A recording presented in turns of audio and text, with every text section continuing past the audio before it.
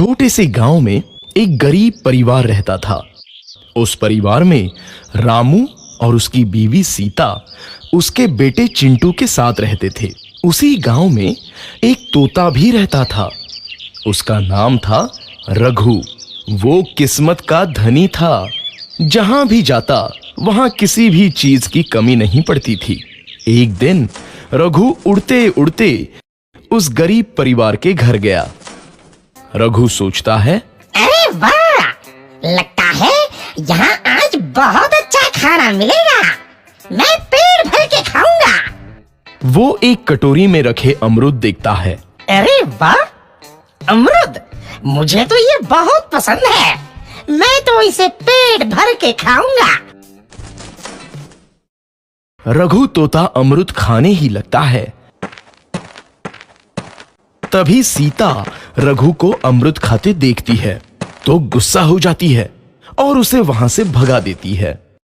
भाग यहाँ से, न जाने कहां से आ जाते हैं। मैं तो परेशान हो गई हूं इनसे। सीता के भगाने के बाद रघु चुपचाप से एक कोने में रहता है। धीरे धीरे उस परिवार की बरकत होने लगती है। एक दिन रामू और सीता खाना खाते वक्त बातें करते हैं। आजकल हमारी बहुत तरक्की हो रही है, काम भी अच्छा चल रहा है। रामू कहता है। इस पर सीता कहती है, सच कहा, भगवान हमेशा ऐसे ही हम पर मेहरबान रहे। बेटा चिंटू भी कहता है, पिताजी, मुझे खिलौना लेके दो ना, मेरे सभी दोस्तों के पास है। रामू कहता है, ठीक है, जरूर लाऊंगा। सीता कहती है, कितने खुश है सब, मेरे परिवार को किसी की नजर ना लगे। एक तरफ ऐसी बातें होती हैं तो दूसरी तरफ रसोई में रघु तोता भी अमरूद खाते रहता है। मजा आया, अमरूद खाया, मजा आया, अमरूद खाया, मजा आया। तभी सीता रसोई में आती है और रघु तोते को अमरूद खाते देख बहुत गुस्सा होती है। सीता रघु को बाहर निकालने के लिए पिंजरे में अमरूद रखती है। रघु जब अमरूद खाने लगता है तो पिंजरे का दरवाजा बंद हो जाता है और वो उसमें फंस जाता है। मुझे बाहर निकालो, मैं यहाँ फंस गया हूँ, मुझे बचाओ। अगले दिन सीता पिंजरा उठाकर बाहर दूर उस रघु को छोड़ देती है। रघु के जाते ही उनके घर आई बरकत धीरे धीरे कम हो जाती है। उन्हें बहुत घाटा होता है। सीता कहती है, ये क्या हो रहा है? अचानक इतना कैसे बदल गया? अभी तक तो सब कुछ अच्छा चल रहा था। रामू कहता है, लगता है भगवान हम पर रूठ गए हैं। चिंटू भी कहता है, लगता है अब मुझे खिलौने भी नहीं मिलेंगे।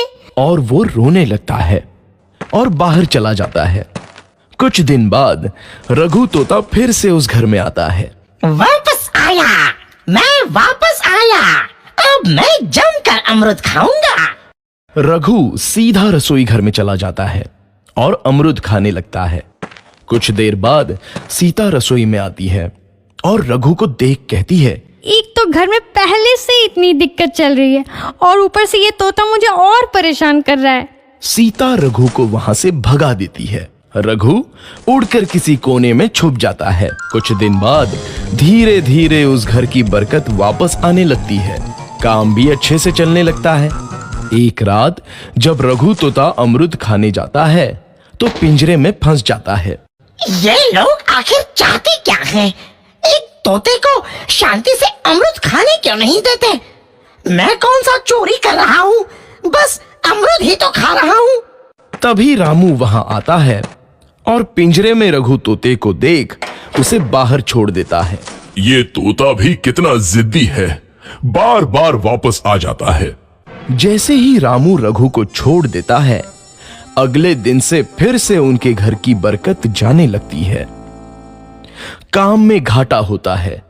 किसी को समझ नहीं आ रहा था कि ऐसा क्यों हो रहा है। रघु तोता घर आता है तो अचानक बरकत आती है और जब रघु तोता को बाहर निकालते हैं तो बरकत चली जाती है। एक दिन सीता रघु तोते के घर आने और बाहर जाने की स्थिति पर नजर रखती है।